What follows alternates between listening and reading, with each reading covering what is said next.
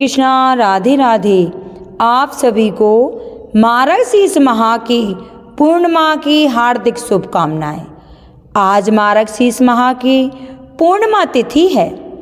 पूर्णिमा के दिन भगवान सत्यनारायण की विशेष पूजा और कथा करने का विशेष विधान है।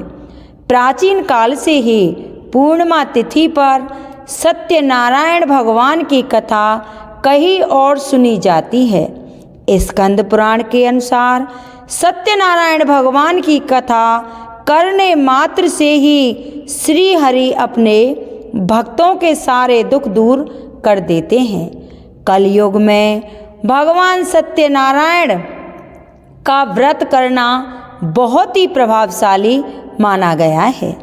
स्कंद पुराण में बताया गया है कि सत्यनारायण भगवान विष्णु के ही स्वरूप हैं। पूर्णिमा तिथि पर विशेष रूप से भगवान श्री हरि विष्णु और उनके स्वरूपों की पूजा की जाती है और इस कथा की महिमा को भगवान सत्यनारायण ने अपने मुख से देव ऋषि नारद को बताया है। मान्यता है कि पूर्णिमा तिथि के दिन सत्यनारायण व्रत की कथा को सुनने मात्र से ही हजारों सालों तक किए गए यज्ञ के पुण्य के फल की बराबर होता है। सत्यनारायण भगवान की कथा सुनने से व्यक्ति को धर्म और सच के मार्ग पर चलने की प्रेरणा मिलती है ताकि वह सुखी और संपन्न रह सके। मान्यता है कि जहाँ श्री सत्यनारायण भगवान की पूजा और कथा होती है वहाँ गौरी, गणेश, नवग्रह और समस्त दिक्पाल मौजूद रहते हैं और अपने भक्तों को आशीर्वाद देते हैं। सत्यनारायण व्रत कथा के प्रताप से सुखी वैवाहिक जीवन, मनचाहा वर वधू, संतान, अच्छा स्वास्थ्य, अधिक लाभ और सारी मनोकामनाओं की पूर्ति होती है। हर साल पूर्णिमा तिथि पर सत्यनारायण व्रत कथा करने से परिवार के लोग सुख, समृद्धि और ऐश्वर्य को प्राप्त करते हैं और उनका जीवन धर्म, अर्थ, काम, मोक्ष को सिद्ध कर लेता है और सारे कलेश मिट जाते हैं। अगर किसी की जीविका संबंधी समस्या है, कन्या के विवाह में बाधा आ रही है, पति के अच्छे स्वास्थ्य आदि कामनाओं के लिए सत्यनारायण भगवान का व्रत बहुत ही शुभ फल देने वाला माना गया है।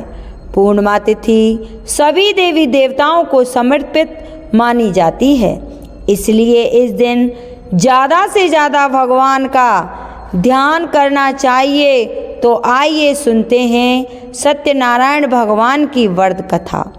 तो श्रद्धा पूर्वक प्रेम से बोलो सत्यनारायण भगवान की जय हो और कथा को समाप्त होने पर कमेंट बॉक्स में श्री हरि विष्णु भगवान की जय अवश्य लिखें। बोलो विष्णु भगवान की जय। एक समय की बात है कि नैमिषारण्य तीर्थ में शौनकादि 88,000 ऋषियों ने श्री सूत जी से पूछा, हे प्रभु, इस कलयुग में वेद विद्या रहित मनुष्यों को प्रभु भक्ति किस प्रकार मिल सकती है तथा उनका उद्धार कैसे होगा? हे मुनि श्रेष्ठ, कोई ऐसा तप बताइए जिससे थोड़े समय में ही पुण्य मिले और वांछित फल भी मिल जाए। इस प्रकार की कथा सुनने की हम इच्छा रखते हैं। सर्वशास्त्रों के ज्ञाता सूत जी बोले, हे वैष्णवों, मैं पूज्य आप सभी ने प्राणियों के हित की बात पूछी है, इसलिए मैं एक ऐसे श्रेष्ठ व्रत को आप लोगों को बताऊंगा जिसे नारद जी ने श्री लक्ष्मी नारायण जी से पूछा था और लक्ष्मीपति ने श्रेष्ठ मुनि नारद जी से कहा था। आप सब इसे ध्यान से सुनिए। एक समय की बात है कि योगी राज नारद जी दूसरों के हित की इच्छा के लिए अनेकों लोकों में घूमते हुए मृत्युलोक में आ पहुँचे। यहाँ उन्होंने अनेक योनियों में जन्मे प्राय सभी मनुष्यों को अपने अपने कर्मों द्वारा अनेकों दुखों से पीड़ित देखा। उनका दुख देख नारद जी सोचने लगे कि कैसा यत्न किया जाए जिसके करने से निश्चित रूप से मानव के दुखों का अंत हो जाए। इसी विचार पर मनन करते हुए वह विष्णु लोक में आ गए।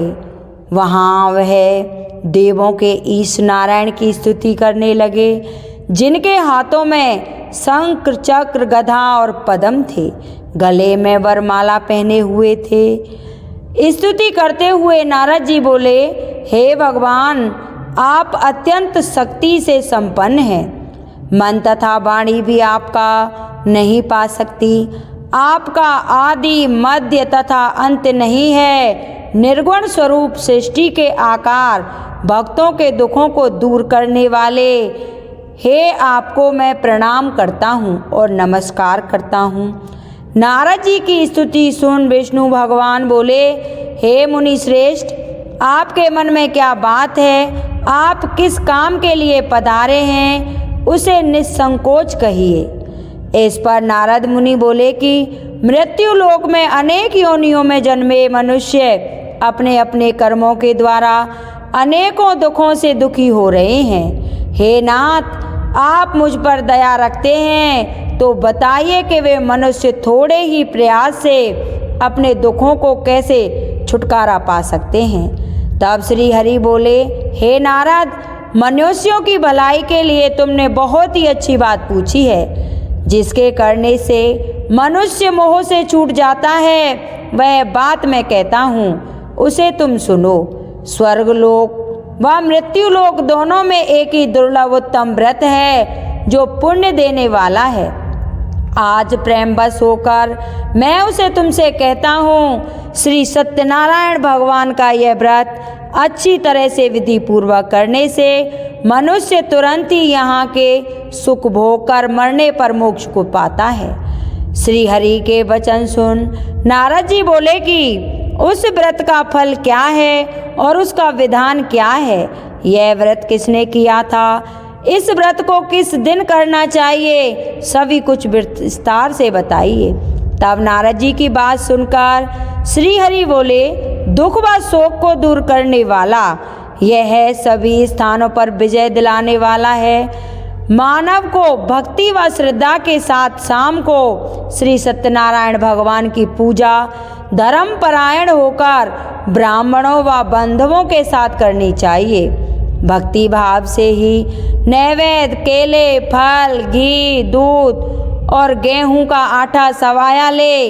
गेहूं के स्थान पर सांटी का आटा, शक्कर तथा गुड़ लेकर व सभी भक्षण योग्य पदार्थों को मिलाकर भगवान का भोग लगाए। ब्राह्मणों सहित बंधु बांधवों को भी भोजन कराए। उसके बाद स्वयं भोजन करे। भजन कीर्तन के साथ भगवान की भक्ति में लीन हो जाए।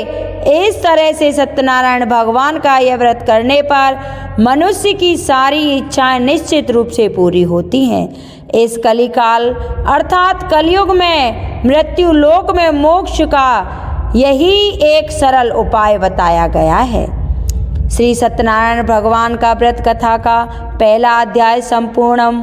बोलिए श्री सत्यनारायण भगवान की जय। अब सुनेंगे सत्यनारायण भगवान की व्रत का दूसरा अध्याय। तब श्री सूत जी बोले, हे ऋषियों, जिसने पहले समय में इस व्रत को किया था उसका इतिहास कहता हूँ, तुम ध्यान से सुनो।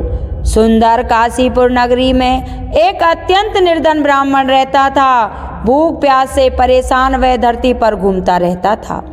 ब्राह्मणों से प्रेम करने वाले भगवान ने एक दिन ब्राह्मण का वेश धारण कर उसके पास जाकर पूछा, हे विप्र, नित्य दुखी होकर तुम पृथ्वी पर क्यों घूमते हो?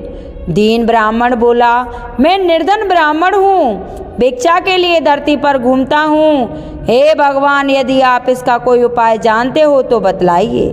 वृद्ध ब्राह्मण कहता है कि सत्यनारायण भगवान मनवांछित फल देने वाले हैं, इसलिए तुम उनका पूजन करो।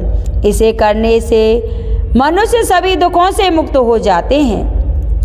वृद्ध ब्राह्मण बनकर आए सत्यनारायण भगवान उस निर्धन ब्राह्मण का व्रत का सारा विधान बताकर वहाँ से अंतर्ध्यान हो गए। ब्राह्मण मन ही मन सोचने लगा कि जिस व्रत को वृद्ध ब्राह्मण ने करने को कहा है मैं उसे जरूर करूँगा। यह निश्चय करने पर उसे रात में नींद भी नहीं आई और वह सवेरे उठकर सत्यनारायण भगवान के व्रत का निश्चय कर भिक्षा के लिए चला गया। उस दिन निर्धन ब्राह्मण को भिक्षा में बहुत धन मिला, जिससे उसने बंधु बांधवों सहित मिलकर श्री सत्यनारायण भगवान का व्रत संपन्न किया। भगवान सत्यनारायण का व्रत संपन्न करने के बाद वह निर्धन ब्राह्मण सभी दुखों से छूट गया और अनेक प्रकार की संपत्तियों से युक्त हो गया। उसी समय वे यहाँ ब्राह्मण हर माह इस व्रत को करने लगा। इस तरह से सत्यनारायण भगवान के व्रत को जो मनुष्य करेगा वह सभी प्रकार के पापों से छूटकर मोक्ष को प्राप्त होगा। जो मनुष्य इस व्रत को करेगा वह भी सभी दुखों से मुक्त हो जाएगा। तब सूत जी बोले कि इस तरह से नारद जी ने नारायण जी का कहा हुआ श्री सत्यनारायण व्रत को मैंने तुमसे कहा है। हे वृप, अब और मैं क्या कहूँ। तब ऋषि बोले, हे मुनीश्वर, संसार में उस विप्र से सुनकर और किस किस ने इस व्रत को किया है हम सब बात सुनने की इच्छा रखते हैं। इसके लिए हमारे मन में श्रद्धा भाव है। तब सूत जी बोले, हे मुनियो, जिसने इस व्रत को किया है वे सब सुनो। एक समय वही विप्र धन व ऐश्वर्य के अनुसार अपने बंधु बांधवों के साथ इस व्रत को करने को तैयार हुआ। उसी समय एक लकड़ी बेचने वाला बूढ़ा आदमी आया और लकड़ियों का गट्ठर बाहर रखकर अंदर ब्राह्मण के घर में गया। प्यास से दुखी वह लकड़हारा उनको व्रत करते देख विप्र को नमस्कार कर पूछने लगा कि आप यह क्या कर रहे हैं। तो उन्होंने बताया कि हम व्रत कर रहे हैं तथा इसके करने से क्या फल मिलेगा, कृपा करके मुझे भी बताइए। ब्राह्मण ने कहा कि सभी मनोकामनाओं को पूर्ण करने वाला यह सत्यनारायण भगवान का व्रत है। उनकी कृपा से ही मेरे घर में धन धान्य आदि की वृद्धि हुई है। विप्र से सत्यनारायण व्रत के बारे में जानकर लकड़हारा बहुत ही प्रसन्न हुआ। चरणामृत लेकर और प्रसाद खाने के बाद वह अपने घर गया। लकड़हारे ने अपने मन में संकल्प किया कि आज लकड़ियां बेचने से जो धन मिलेगा उसी से श्री सत्यनारायण भगवान का उत्तम व्रत करूंगा। मन में इस विचार को ले बूढ़ा आदमी सिर पर लकड़ियों का गट्ठर रख उस नगर में बेचने गया जहां धनी लोग ज़्यादा रहते थे। उस नगर में उसे अपनी लकड़ियों का दाम पहले से 4 गुना अधिक मिला। बूढ़ा प्रशंसा के साथ दाम लेकर केले, शक्कर, घी, दूध, दही और गेहूं का आटा ले और सत्यनारायण भगवान के व्रत की अन्य सामग्रियों को लेकर अपने घर गया। वहाँ उसने अपने बंधु बांधवों को बुलाकर विधि विधान से सत्यनारायण भगवान का पूजन कर और व्रत किया। इस व्रत के प्रभाव से वह बूढ़ा लकड़हारा धन धान्य पुत्र आदि से युक्त होकर संसार के समस्त सुखों को भोग कर अंत में वैकुंठ धाम को चला गया। श्री सत्यनारायण भगवान का कथा 2 अध्याय संपूर्णम। बोलिए श्री सत्यनारायण भगवान की जय हो। अब सुनेंगे सत्यनारायण भगवान की व्रत कथा का 3 अध्याय। तब सूत जी बोले, हे श्रेष्ठ मुनियो, अब आगे की कथा कहता हूँ। पहले समय में उल्कामुख नाम का एक बुद्धिमान राजा था। वह सत्य वक्ता और जितेंद्रिय था। प्रतिदिन देव स्थानों पर जाता और निर्धनों को धन देकर उनके कष्ट दूर करता था। उनकी पत्नी कमल के समान मुख वाली तथा सती साध्वी थी। भद्रशिला नदी के तट पर उन दोनों ने श्री सत्यनारायण भगवान का व्रत किया। उसी समय साधु नाम का वैश्य आया। उसके पास व्यापार करने के लिए बहुत सा धन था। राजा को व्रत करते देखकर वह विनय के साथ पूछने लगा, हे राजन, भक्ति भाव से पूर्ण होकर आप यह क्या कर रहे हैं? सो मेरी सुनने की इच्छा रखता हूँ, आप मुझे बतलाइए। तब राजा बोला, हे साधु, अपने बंधु बांधवों के साथ पुत्र आदि की प्राप्ति के लिए एक महाशक्तिमान श्री सत्यनारायण भगवान का व्रत व पूजन कर रहा हूँ। राजा के वचन सुन साधु आदर से बोला, हे राजन, मुझे इस व्रत का सारा विधान कहिए। आपके कथा अनुसार मैं भी इस व्रत को करूँगा। मेरे भी कोई संतान नहीं है और इस व्रत को करने से निश्चित रूप से मुझे संतान की प्राप्ति होगी। राजा से व्रत का सारा विधान सुनकर व्यापार से निवृत्त हो वह अपने घर गया। साधु वैश्य ने अपनी पत्नी को संतान देने वाले इस व्रत का वर्णन कह सुनाया और कहा कि जब मेरी संतान होगी तब मैं इस व्रत को करूँगा। साधु ने इस तरह के वचन अपनी पत्नी लीलावती से कहे। एक दिन लीलावती पति के साथ आनंद चित्त हो सांसारिक धर्म में प्रवृत्त होकर श्री सत्यनारायण भगवान की कृपा से गर्भवती हो गई। 10वें महीने में उसके घर में एक सुंदर कन्या ने जन्म लिया। दिनों दिन वह ऐसे बढ़ने लगी जैसे शुक्ल पक्ष का चंद्रमा बढ़ता है। माता पिता ने अपनी कन्या का नाम कलावती रखा। एक दिन लीलावती ने मीठे शब्दों में अपने पति को याद दिलाया कि आपने श्री सत्यनारायण भगवान के जिस व्रत को करने का संकल्प किया था उसे करने का समय आ गया है।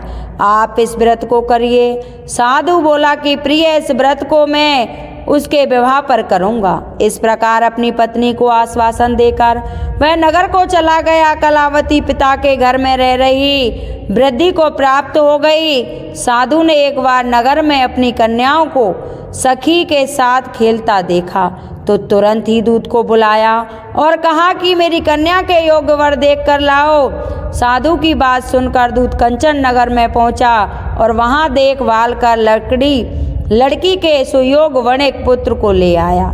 सुयोग लड़के को देख साधु ने बंधु बांधवों को बुलाकर अपनी पुत्री का विवाह कर दिया। लेकिन दुर्भाग्य की बात यह है कि साधु ने अभी भी सत्यनारायण भगवान का व्रत नहीं किया था। इस पर श्री भगवान क्रोधित हो गए और श्राप दिया कि साधु को अत्यंत दुख मिले। अपने कार्य में कुशल साधु बनिया जमाई को लेकर समुद्र के पास स्थित होकर रत्नापुर नगर में गया। वहां जाकर दामाद और ससुर दोनों मिलकर चंद्रकेतु राजा के नगर में व्यापार करने लगे। एक दिन भगवान श्री सत्यनारायण की माया से एक चोर राजा का धन चुरा कर भाग रहा था। उसने राजा के सिपाहियों को अपना पीछा करते देख चुराया हुआ धन वहां रख दिया जहां साधु अपने जमाई के साथ ठहरा हुआ था। राजा के सिपाहियों ने साधु वैश्य के पास राजा का धन पड़ा देखा तो वह ससुर जमाई दोनों को बांधकर प्रसन्नता से राजा के पास ले गए और कहा कि उन दो चोरों को पकड़कर लाए हैं, आप आगे की कार्यवाही की आज्ञा दीजिए। राजा की आज्ञा से उन दोनों को कठिन कारावास में डाल दिया गया और उसका सारा धन भी उसने छीन लिया। श्री सत्यनारायण भगवान के श्राप से साधु की पत्नी भी बहुत दुखी हो गई। घर में जो धन रखा था उसे चोर चुरा कर ले गए। शारीरिक तथा मानसिक पीड़ा व भूख प्यास से यदि दुखी हो अन्य की चिंता में कलावती के ब्राह्मण के घर गई। वहाँ उसने श्री सत्यनारायण भगवान का व्रत होते देखा। फिर कथा सुनी, वह प्रसाद ग्रहण कर रात को घर वापस आई। माता के कलावती से पूछा कि हे पुत्री, अब तक तुम कहाँ थी, तेरे मन में क्या है? कलावती ने अपनी माता से कहा, हे माता, मैंने एक ब्राह्मण के घर में श्री सत्यनारायण भगवान का व्रत देखा है। कन्या के वचन सुनकर लीलावती भगवान के पूजन की तैयारी करने लगी। लीलावती ने परिवार व बंधुओं सहित श्री सत्यनारायण भगवान का पूजन किया और उनसे वर मांगा कि मेरे पति तथा जमाई शीघ्र ही घर आ जाएं। साथ ही यह भी प्रार्थना की कि हम सबका अपराध क्षमा करें। श्री सत्यनारायण भगवान इस व्रत से संतुष्ट हो गए और राजा चंद्रकेतु को सपने में दर्शन देकर कहा कि हे राजन, तुम उन दोनों वैश्यों को छोड़ दो और उनसे उनका जो धन लिया था उसे वापस कर दो। अगर ऐसा नहीं किया तो मैं तुम्हारा धन, राज्य व संतान सब कुछ नष्ट कर दूंगा। राजा को यह सब कहकर वहाँ से वो अंतर ध्यान हो गए। प्रातःकाल सभी हमें राजा ने अपना स्वप्न सुनाया। फिर दोनों वणिक पुत्रों को कैद से मुक्त कर सभा में लाया गया। दोनों ने आते ही राजा को प्रणाम किया। राजा मीठी वाणी में बोला कि हे महान भावो, भाग्यवश ऐसा कठिन दुर्खुद तुम्हें प्राप्त हुआ है, लेकिन अब तुम्हें कोई भय नहीं है। ऐसा कह राजा ने उन दोनों को नए वस्त्र आभूषण भी पहनाए और जितना धन उनका लिया था उससे 2 गुना धन वापस कर दिया। दोनों वैश्य अपने घर को चल दिए। श्री सत्यनारायण व्रत कथा का 3रा अध्याय संपूर्णम। बोलिए श्री सत्यनारायण भगवान की जय। श्री सत्यनारायण भगवान की व्रत कथा का 4था अध्याय। तब सूत जी बोले, वैश्य ने मंगलाचार कर अपनी यात्रा आरंभ की और अपने नगर की ओर चल दिया। उनके थोड़ी दूर पर जाने पर एक दंडी वेशधारी श्री सत्यनारायण भगवान ने उनसे पूछा, हे साधु, तेरी नाम में क्या है? अभिमानी बने खसता हुआ बोला, हे दंडी, आप क्यों पूछते हो? क्या धन लेने की इच्छा है? मेरी नाम में तो बेल पत्ते भरे हुए हैं। वैश्य के कठोर वचन सुन भगवान बोले, तुम्हारा वचन सत्य हो। दंडी ऐसे वचन कह वहां से दूर चले गए। कुछ दूर जाकर समुद्र के किनारे बैठ गए। दंडी के जाने के बाद साधु वैश्य ने नित्य क्रिया के पश्चात नाव को ऊंची उठते देखकर अचंबा माना और नाव में बेल पत्ते आदि देखकर वह मूर्छित हो जमीन पर गिर पड़ा। मूर्छा खुलने पर वह अत्यंत शोक में डूब गया। तब उसका दामाद बोला कि आप शोक ना मनाएं, यह दंडी का शाप है, इसलिए हमें उसकी शरण में चलना चाहिए, तभी हमारी मनोकामना पूरी होगी। दामाद की बात सुनकर वह दंडी के पास पहुंचा और अत्यंत भक्ति भाव नमस्कार करके बोला, मैंने आपसे जो असत्य वचन कहे थे उनके लिए मुझे क्षमा कर दें। ऐसा कहकर महान शोकातुर हो रोने लगा।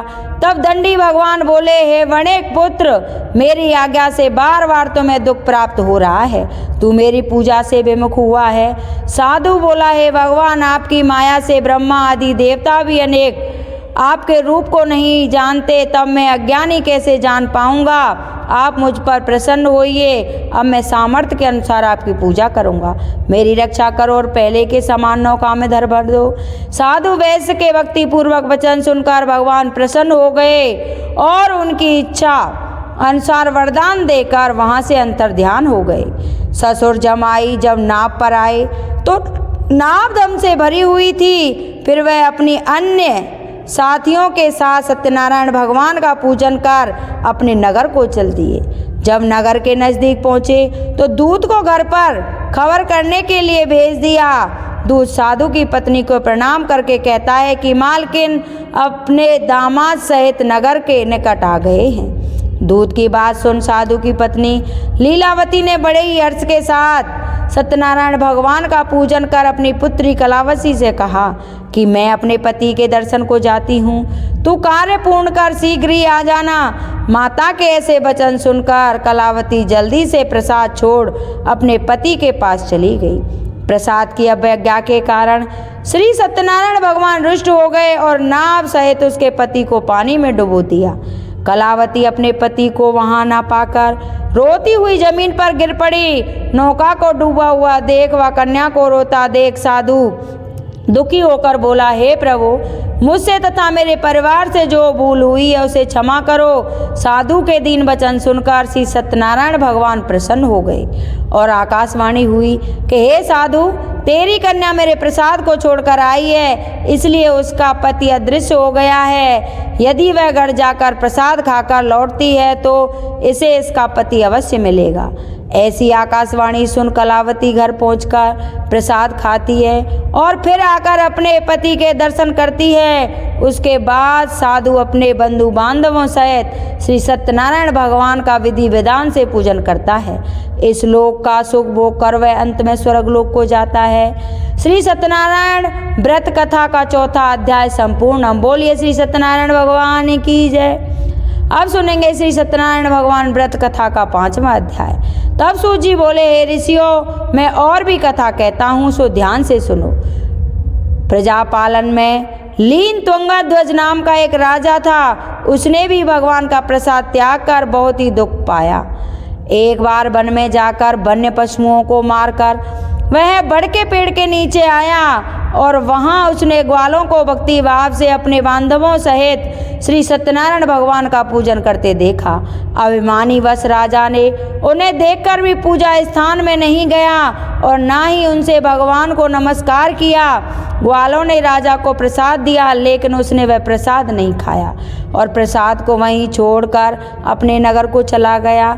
जब वह नगर में पहुंचा तो वहां सब कुछ तहस नहस हुआ पाया तो वह शीघ्र ही समझ गया कि यह सब भगवान ने किया है वह दोबारा ग्वालों के पास पहुंचा और विधि पूर्वक पूजन करके प्रसाद खाया तो श्री सत्यनारायण भगवान की कृपा से सब कुछ पहले जैसा हो गया।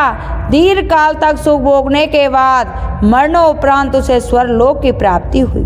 जो मनुष्य परम दुर्लभ इस व्रत को करेगा तो भगवान श्री सत्यनारायण की अनुकंपा से उसे धन धान्य की प्राप्ति होगी, निर्धन धनी हो जाता है और भय युक्त जो जीवन जीता है उसको संतानहीन मनुष्य को संतान सुख मिलता है और सारे मनोरथ पूर्ण हो जाते हैं। पर मानव अंत काल में वैकुंठ को जाता है। तब सूत जी बोले, जिन्होंने पहले इस व्रत को किया है अब उनके दूसरे जन्म की कथा कहता हूँ। वृद्ध सनातन ब्राह्मण ने सुदामा का जन्म लेकर मोक्ष की प्राप्ति की। लक्कड़हारे ने अगले जन्म में निषाद बनकर मोक्ष की प्राप्ति की। उल्कामुख नाम का राजा दशरथ होकर वैकुंठ को गया। साधु नाम के वैश्य ने मोरध्वज बनकर अपने पुत्र को आरे से चीरकर मोक्ष पाया। महाराज तुंगध्वज ने स्वयंभू होकर भगवान में भक्तिमय हो कर्म कर मोक्ष पाया। श्री सत्यनारायण व्रत कथा का 5वां अध्याय संपूर्ण। बोले श्री सत्यनारायण भगवान की जय। जय लक्ष्मी रमणा स्वामी, जय लक्ष्मी रमणा। सत्यनारायण भगवान की जय। आपको ये हमारी कथा कैसी लगी कृपया कमेंट बॉक्स में ज़रूर बताएं और कमेंट बॉक्स में श्री सत्यनारायण भगवान की जय अवश्य लिखें। बोलो सत्यनारायण भगवान की जय।